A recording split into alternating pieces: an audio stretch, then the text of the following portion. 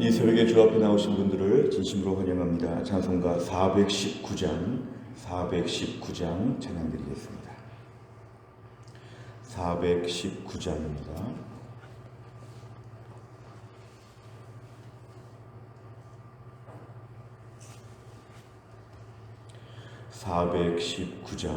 찬양드리겠습니다.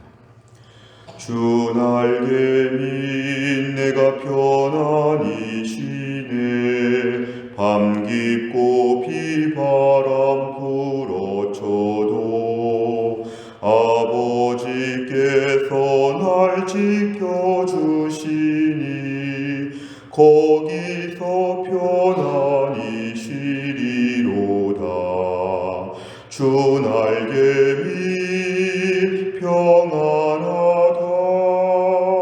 그 사랑 그늘 자니뇨. 주 날개 미 내 쉬는 영혼 영원히 거기서 살리. 주 날개 미 나의 피난처 되니 거기서 쉬기를 원하노라.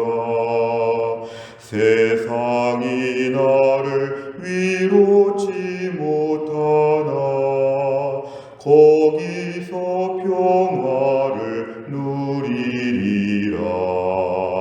주 날개 미 평안하다. 그 사랑 그늘 자니뇨. 주 날개 미 내 쉬는 영혼 영원히 거기서 살리. 주 날개 미 참된 기쁨이 있네. 고달픈 세상길 가는 동안 나 거기 숨어 돌보심을 받고 영원한 안식을 얻으리라. 주 날개 미 평안하다. 그 사랑 그늘 자니뇨. 주 날개 미 내 쉬는 영혼 영원히 거기서 살리. 아멘. 하나님 말씀은 예레미야 52장 24절부터 34절입니다. 예레미야 52장 24절부터 34절, 페이지로는 1141페이지 있습니다.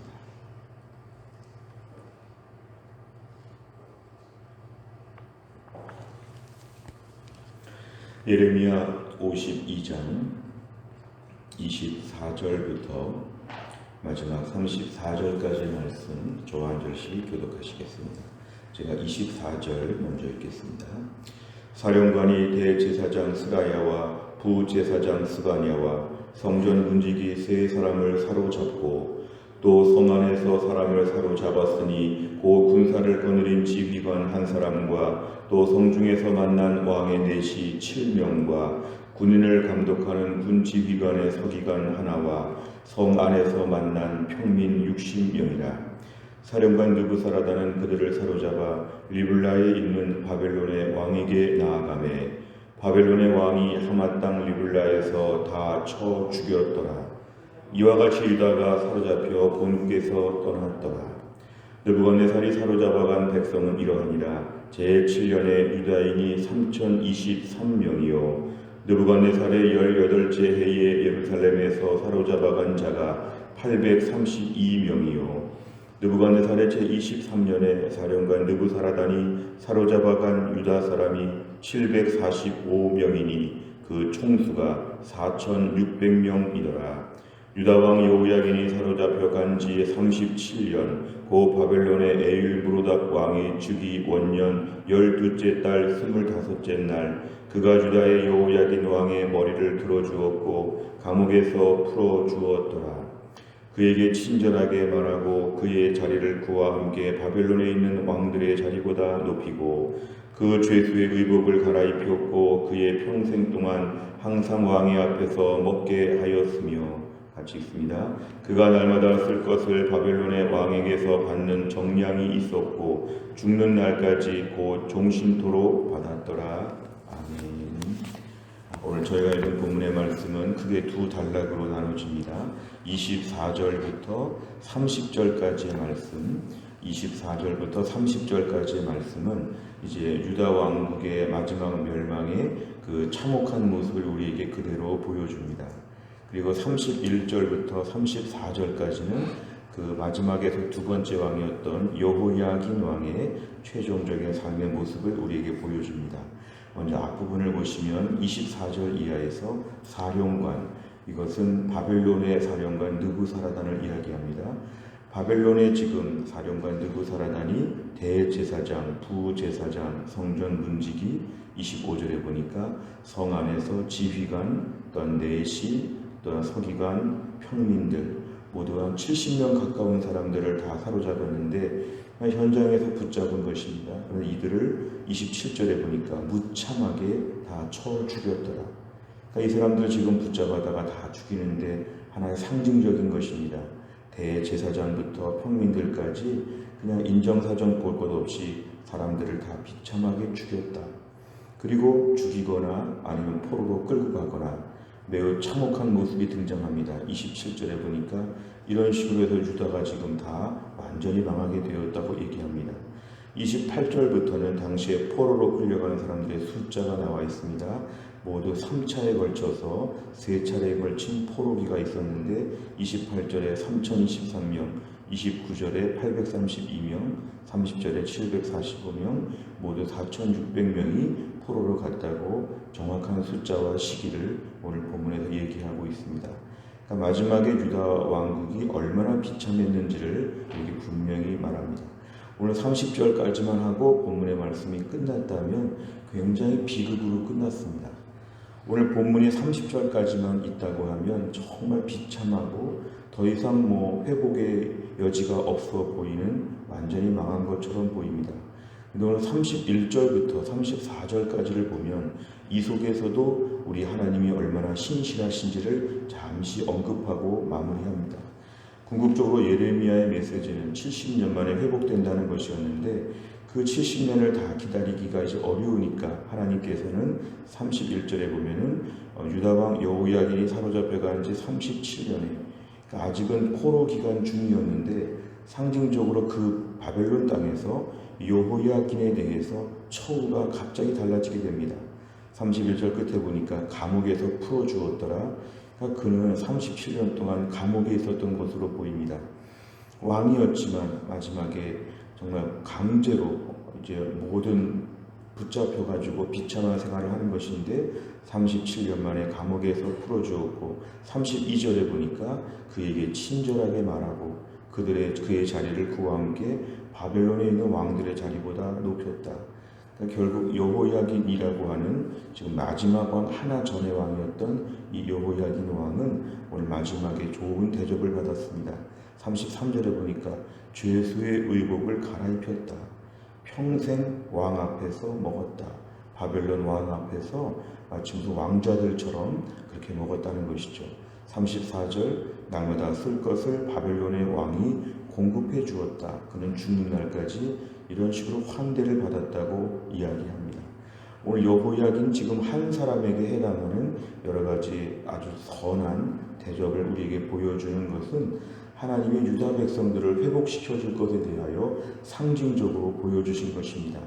오늘 예레미야서가 마무리되면서 이 본문을 마지막으로 4개의 절이 나와 있는 것은 앞으로 유다 백성들이 이렇게 모든 것이 회복될 것을 하나님이 보여주신 것입니다. 우리가 예레미야서를 중간에 보면 항복하라, 포로로 끌려갈 것이다, 여러 가지 비참한 모습이 많이 나와 있지만 예레미야의 궁극적인 메시지는 맨 마지막에 있습니다. 비록 어려움을 겪지만 죄의 값을 치르지만 하나님은 선하시고 자비하셔서 마지막에 회복시켜 주신다. 주 안에서 우리의 신앙생활은 항상 낙심하지 않는 것은 최종 마무리를 하나님께서 은혜롭게 하여 주실 것이다. 끝까지 소망을 품고 하나님을 바라보라, 하나님을 기다리라. 여호야긴 왕처럼 하나님께서 우리의 삶에도 은혜를 베풀어 주실 것이다. 이게 궁극적인 예레미야의 메시지입니다. 내용 관찰을 보시면 첫째, 바벨론 왕에게 죽임을 당한 유다 사람들은 누구입니까? 24절, 25절에 보면 임위의 사람들이 지금 붙잡혔습니다. 대제사장 스라야, 부제사장 스가냐, 성전 문지기 3명, 또한 군사를 거느린 지휘관 1명, 왕의 내시 7명, 군 지휘관의 서기관 1명, 성 안에서의 평민 60명, 이 많은 사람들 비참하게 오늘 죽었다고 얘기합니다. 두 번째를 보면 유다 백성이 바빌론의 포로로 끌려가는 과정은 어떻게 기록되어 있습니까? 28, 30절을 보시면 모두 3차례에 걸쳐서 4,600명이 포로로 끌려가게 되었다고 정확한 포로 시기와 인원들이 지금 숫자적으로 나와 있습니다. 역사적인 근거가 분명한 이런 과정들이 있었다는 걸 강력하게 이야기합니다. 세 번째를 보면 예레미야서의 마지막 장면에 유다왕 여호야긴이 포로로 잡혀간 이야기가 기록된 이유는 무엇입니까? 예레미야의 마지막 장면이 30절로 끝났으면 이제 비참하게 죄값을 치렀다는 것으로 끝날 수 있지만 31절 이하의 말씀이 오늘 본문에 등장하는 것은 하나님의 회복에 대한 소망을 이야기합니다. 하나님은 궁극적으로 유다 백성들을 회복시켜 주신다. 실제로 70년 만에 국제 정세가 바뀌어서 바벨론이 망하고 바사왕이 등장하면서 하나님의 거대한 우주 역사, 세상 만물의 역사를 움직이시면서 오늘 유다가 풀려나도록 하시는 하나님의 이야기가 뒤에 이어지죠. 오늘 여호야긴은 하나님의 회복의 상징적인 모습입니다. 우리가 오늘 삶을 살면서 우리 인생이 꼭 30절로 끝날 것처럼 좌절할 때가 있습니다. 코로나 시기 우리 인생이 많이 망가지고 약해졌다. 우리 가정이 가세가 기울었다. 내 몸이 많이 약해졌다. 여러 가지 주변의 상황을 보니까 30절로 끝났더라. 이렇게 우리 인생을 자꾸 30절로 단정할 수 있는데 절망으로 끝나는 것처럼 생각합니다. 사탄은 우리에게 계속 절망을 불어넣어 줍니다. 나중에 70년 뒤에 회복된다는 거 믿지 못한다. 지금 비참하게 끝나지 않았느냐. 이대로 영원하다. 이대로 끝이다. 이런 식으로 사탄이 말세의 성도들을 자꾸 약하게 만들죠. 이런 와중에 무슨 예배를 드리며, 이런 와중에 무슨 경건의 생활을 하며, 무슨 기도를 하며, 교회를 섬기며 다 부질없는 짓이다. 우리는 30절로 끝났다. 그러나 하나님은 그렇지 않습니다. 우리 인생에도 31절 이하가 있다는 것을 믿어야 합니다. 이 시간은 망하는 시간이 아니라 하나님의 더 큰 은혜를 주시기 위하여 우리를 준비하시는 시간이다. 잃어버린 것들에 주목하지 아니하고 주실 것들의 소망을 품는 믿음이 우리에게는 필요합니다. 내 인생에도 여호야긴처럼 높여주실 것이다. 내 인생에도 32절, 34절 같은 이러한 일들이 벌어질 것이다. 이게 바로 성도의 믿음입니다. 오늘 우리 인생 가운데 낙심하고 초라한 것, 우리 신앙생활에 큰 방해가 됩니다. 또한 다른 사람들의 믿음도 약하게 합니다. 절망적인 말들 자꾸 하게 되면 나도 죽고 남도 죽고 다 죽는 것입니다. 하나님은 살아계시기 때문에 그렇게 내버려 두지 않는다. 내가 믿음이 없다는 것을 회개하고 믿음으로 하나님을 붙잡아야 합니다. 보이지 않는 것을 믿는 것, 바라는 것을 그대로 믿는 것, 이게 바로 믿음이기 때문에 그렇습니다. 오늘 본문의 31절, 32절, 33절, 34절에 등장하는 것은 하나님이 유다 공동체에 소망을 주시기 위하여 일부러 4절을 덧붙여 주신 것입니다. 네 번째를 보시면 느낀 점, 심판 이후의 소망에 관한 메시지로 마무리되는 예레미야서를 보며 무엇을 느낍니까? 오늘도 우리 인생에서 내 안에 소망에 대한 믿음이 있는가? 특별히 코로나 시기에 많이 어려워지고 약해졌지만 내 안에 오늘날 너무 절망으로 가득 차 있지 않은가? 하나님이 도와주신다고 해도 그럴 수 없다고 자꾸만 저희가 절망하고 부정적인 마음으로 바뀌지 않는가? 성도는 그러면 안 됩니다. 우리가 오늘 말씀을 보면서 내 안에 절망에 대한 두려움에 대한 마음들을 내어 쫓게 하여 주시옵소서. 내 안에 모든 절망적이고 부정적인 생각과 말을 오늘로써 멈추게 하여 주옵소서. 하나님 아버지, 부정적인 바이러스, 코로나 바이러스보다 더 무서운 것입니다. 가족들 앞에서나 직장에서나 친구들 앞에서나 교회 앞에서나 만나는 사람들 앞에서 우리는 소망을 말해야지만 믿음의 사람이 맞습니다. 이럴 때 부정적인 얘기 자꾸 하게 되면 소망의 바이러스 대신에 부정적인 바이러스로 남들에게 치명적인 어려움을 주는 것입니다. 믿음은 소망이 반드시 필요합니다. 왜냐하면 오늘을 보지 않고 내일도 같이 보기 때문에 그렇습니다. 사람만 보지 않고 하나님도 보기 때문에 그렇습니다. 내 힘만 보지 않고 하나님의 능력까지 보기 때문에 그렇습니다. 오늘 내 안에도 소망이 가득하게 하여 주옵소서. 모든 절망적이고 부정적인 말들 오늘 다 물러가게 하여 주시고 하나님 때문에 하늘의 소망을 이야기하며 노래할 수 있게 해 주옵소서. 오늘의 기도 제목입니다. 5번째를 보면 예레미야서를 묵상하면서 새롭게 깨달은 것은 무엇입니까? 소망이 하나님을 기억하며 오늘도 주의 뜻을 따라 살기 위해 무엇을 결단하겠습니까? 예레미야서의 궁극적인 메시지는 하나님의 심판과 함께 하나님의 회복입니다. 심판으로 끝나지 않고 회복의 코스가 다음 코스로 반드시 이어집니다. 오늘도 우리 안의 모든 절망적인 부분들, 지금까지 분석을 통해서 볼 때 절망적인 자료가 데이터가 나왔다고 할지라도 하나님이 엎으신다는 것을 믿어야 합니다. 오늘 기도 제목은 소망의 하나님을 꼭 기억하게 하여 주옵소서. 오늘도 우리가 소망을 꿈꾸는 것은 현실적인 분석이 아니라 성경의 약속의 말씀을 믿기 때문에 그렇습니다. 오늘도 우리는 하나님을 기대해야 됩니다. 하나님을 미리 생각해 보면 우리 하나님께서 우리의 삶에 반드시 은혜를 주실 것을 믿어야 합니다. 예레미야서를 다 마치면서 오늘의 말씀의 핵심, 주 안에서 소망을 품게 하여 주옵소서. 이 소망이 우리 안에 풍성할 수 있기를 주의 이름으로 축원합니다. 기도하겠습니다. 하나님 아버지 감사합니다. 이 새벽에 하나님께서 저희를 깨우시고 주 앞에 나와 기도하게 하여 주심을 감사합니다. 예레미야서의 말씀을 오늘 마무리하며 하나님 절망과 좌절과 공포와 멸망과 이 점령받는 비참한 모습들을 저희가 보았지만 무엇보다 오늘과 마지막 4절의 말씀을 통하여 이 속에서 하나님의 궁극적인 자비와 긍휼하심과 하나님의 반전이 있다는 것을 우리에게 알려주셔서 감사합니다.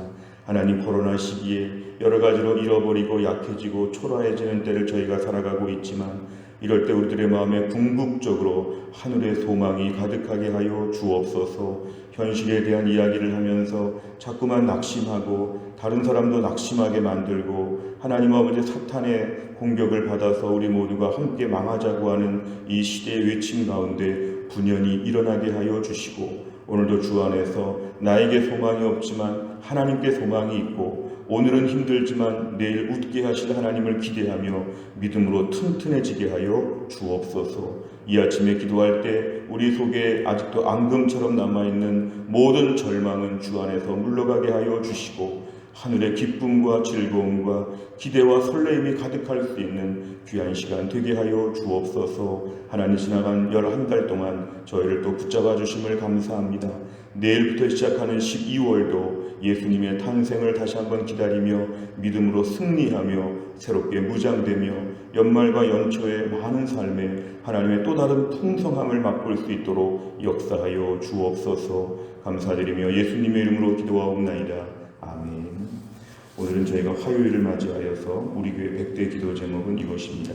교회 지도자들을 위해 기도합니다. 29번부터 42번까지 우리 교회 담임 목사, 교육자, 장로, 순장, 중직자들을 위해서 오늘 아침에 특별히 기도해 주시기를 바랍니다. 주기도문 하겠습니다. 하늘에 계신 우리 아버지여, 이름이 거룩히 여김을 받으시오며 나라 임하옵시며 뜻이 하늘에서 이룬 것 같이 땅에서도 이루어지이다. 오늘날 우리에게 일용할 양식을 주옵시고 우리가 우리에게 죄 지은 자를 사하여 준 것 같이 우리 죄를 사하여 주옵시고 우리를 시험에 들게 하지 마옵시고 다만 악에서 구하옵소서. 대개 나라와 권세와 영광이 아버지께 영원히 있사옵나이다. 아멘.